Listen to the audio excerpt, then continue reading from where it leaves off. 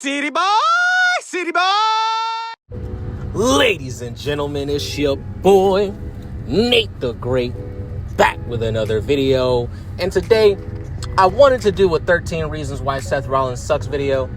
But as we all are probably aware of right now, another YouTuber in the same space has done a similar video, right?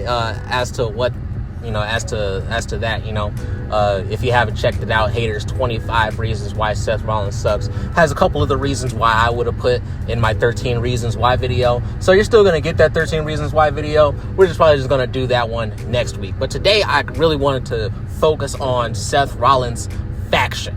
All right. This new unnamed faction it's been 2 months and we still don't have a name. That's going to be a reason in itself, right? So we're going to go ahead and talk about that. Let's go ahead and jump into reason number one as to why Seth Rollins' faction, one, will not get over, cannot get over, and two, does not make any fucking sense. All right. So reason number one, we still don't have a clear motive for this group, right? Now, Seth Rollins comes out week after week and says that he is the future. He's ushering in the future of the company. And that's pretty much it, right? He says he's ushering in the future of the company and that he wants the power that comes with the World Heavyweight Championship, which, once again, has not been fully explained. What kind of power comes with the World Heavyweight Championship or the WWE Championship, whichever one he wants to go for, since he has the money in the bank now, right? So we're trying to figure that out as to why and what that, what power comes with that, because that's one of the things that I've talked about multiple times on this channel, in that there's no clear reason as to why anybody would want to wear the championship or want to fight for a championship outside of I want to see gold around my waist, right? Like Sami Zayn a few months ago, right? This is a little side tangent, right? This is one of the best examples I can give you. Sami Zayn a couple of months ago, he was cutting a promo, very impassioned promo about how, he wants the WWE Championship, or he wants a world championship, but he doesn't need it. That's what he said. He said, I don't need it, but I want it. I want to have gold around my waist. And that right there is one of the biggest problems that we have in WWE right now, is the fact that there's nothing extra that comes with being a world champion. There's nothing that's stated, at least on TV, right, as to why anybody would want to fight for these championships outside of it's just championship gold. So you just should have one, right? You should just go and get one just because it's championship gold. But if there's no incentive to fight for these championships, then there's going to be no reason to fight for these championships. You understand what I'm saying? So that's one of the biggest reasons that I could think of, is that there's no motive. So outside of the fact that Seth Rollins is talking about, we're just going to get the power that comes with having the championship, and that's not clearly explained, there's no motive outside of that, right? There's no motive operandi outside of Seth Rollins, not even we, right? He's not saying, Braun Breaker and Bronson Reed, they're going to go for the tag team championships. They're going to lock down the mid card and take the IC and the US championship apiece, right? He's not talking about that. That has not been, because at least that would be something. Like, they're going to lock down the mid card. I'm going to lock down the main event. I'm going to unify both championships again, right? Whatever, right? Just something. Give us something as a goal that you're working towards, so that way we can see, along the way what kind of steps you're taking to get there. But we don't have that, all right?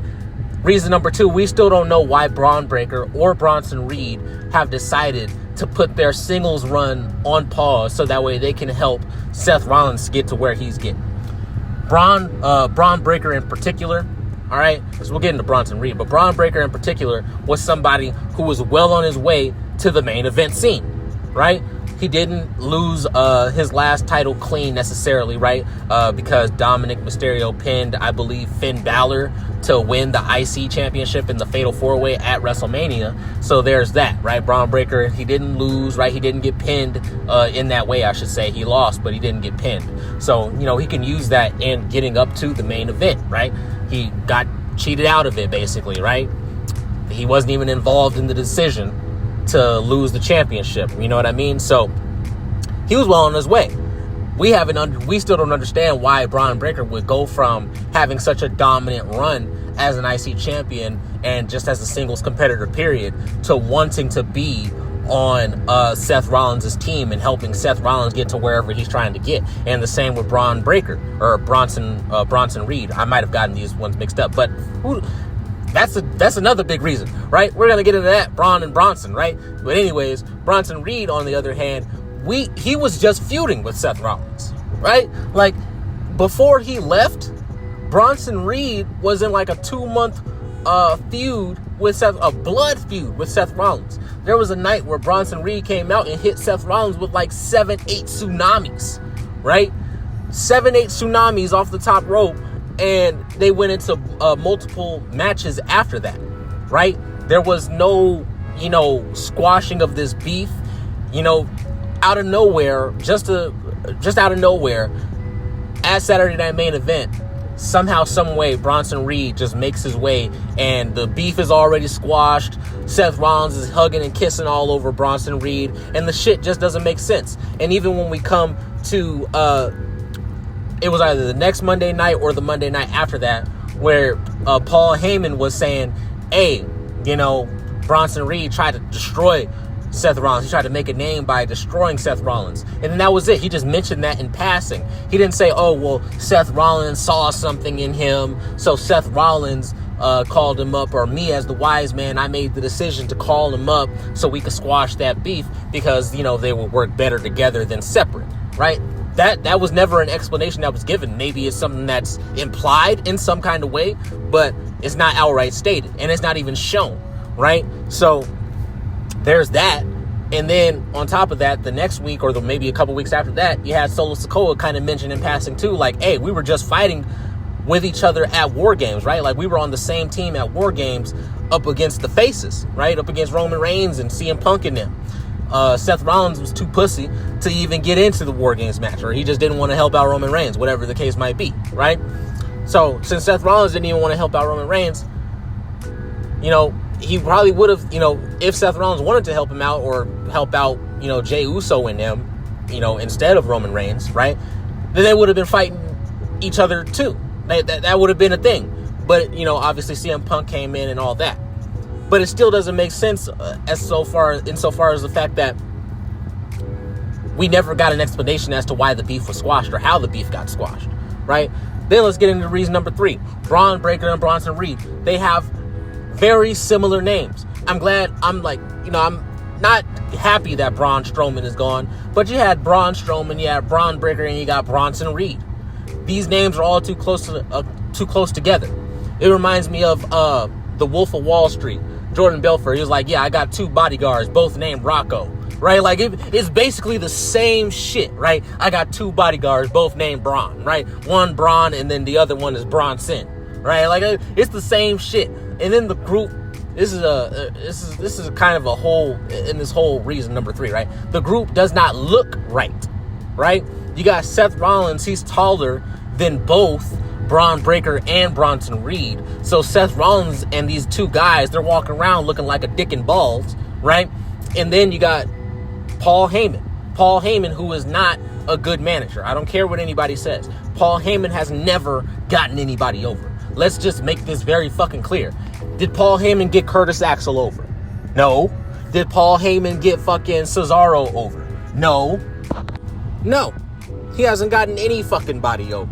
Besides, like, the only people that Paul Heyman really excels at being a part of, being alongside with, is other main eventers. People who don't need him to get over. Roman Reigns did not need Paul Heyman to get over. Fucking Brock Lesnar did not need Paul Heyman to get over. CM Punk did not need Paul Heyman to get over. That just is what it is. That's just the case, right? So I'm trying to understand what makes Paul Heyman such a great manager. Is it the fact that he comes out and no matter who he's representing, he cuts the same exact fucking promo? Ladies and gentlemen, my name is Paul Heyman, right? It's the same shit. It's been the same shit ever since I've been a kid and I've been watching Paul Heyman manage anybody, right? So I'm sitting here just trying to figure out what the appeal is to having Paul Heyman. So you got Paul Heyman, one fat fuck. Then you got Bronson Reed, another fat fuck. Then you got Braun Breaker, who's not a fat fuck by any means, right? Braun Breaker is actually very well built. But the problem is that you sit him next to Bronson Reed, then he looks off. This whole faction looks off. This does not look like a faction that I can get behind. And Seth Rollins being the leader, when Seth Rollins has never been a good leader. Even back when he was in the Shield, that was probably his best performance as a quote-unquote leader, right? And that's because he didn't have to say much, right? He did not have to say much. And the Shield, they did pretty off-the-wall kinds of vignettes and promos and video segments and stuff like that, where they're holding the camera and they're just, shaking the camera, talking into the camera and shit like that, where it was, you remember how the Shield used to do it. That's where Seth Rollins excels. But just being a leader of a faction, especially this kind of faction where there's no clear motives, there's no clear anything going into this faction, it just simply it's going to be impossible to get this over. And let's get into the final reason as to why, right? They will not get over. I think this is reason number 5. Reason number 5 is they don't have a name, right? They don't have a name. This faction is called Seth Rollins' faction. We are 2 months into this shit, all right? 6 to 8 weeks later, after WrestleMania is over, all right? Actually, yeah, we're 2 months to the day, pretty much, after WrestleMania is over. And they still, to this day, don't have a fucking faction name. This is honestly disrespectful. It's disrespectful to the fans. It's disrespectful to Seth Rollins and Braun Breaker and Bronson Reed, because that shows how much effort is actually going into this group, where they couldn't even come up with a name. And, maybe it's because Triple H is too scared to come up with a name. He came up with Pure Fusion Collective, and we all fucking roasted that shit into oblivion, right? He came up with Street Trash, right? The Terror Twins, right? This is the shit that Triple H comes up with, right? DIY. I know that that's not necessarily a Triple H thing necessarily, but he had all the power in the world to be able to change that shit before he brought up Johnny Gargano and Tommaso Ciampa as a tag team. He had all the opportunity in the world to change it, but he kept it as DIY. So I'm saying Triple H doesn't have a creative bone in his body when it comes to naming factions. He just doesn't.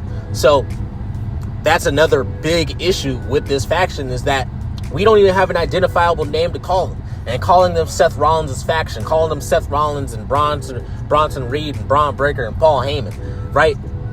Obviously, that shit doesn't roll off the fucking tongue, all right? And if you're thinking of Braun Breaker and Bronson Reed, their names are so damn similar together, you're getting tongue-tied talking about it.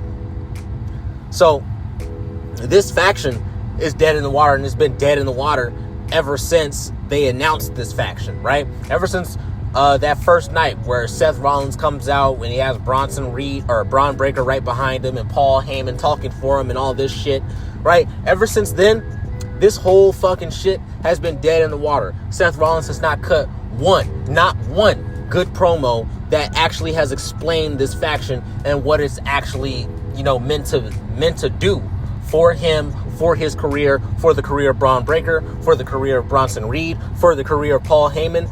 No clear motives, no clear goals have been set at all. Then the fact that Seth Rollins won the Money in the Bank, it really takes the steam out of this group. And this group now feels like a mid-card group at best, right? They're basically in the same position that Judgment Day was in last year when Damian Priest was running around with the briefcase. It's the same fucking position. They're on the same level of the card as Damian Priest was with this shit.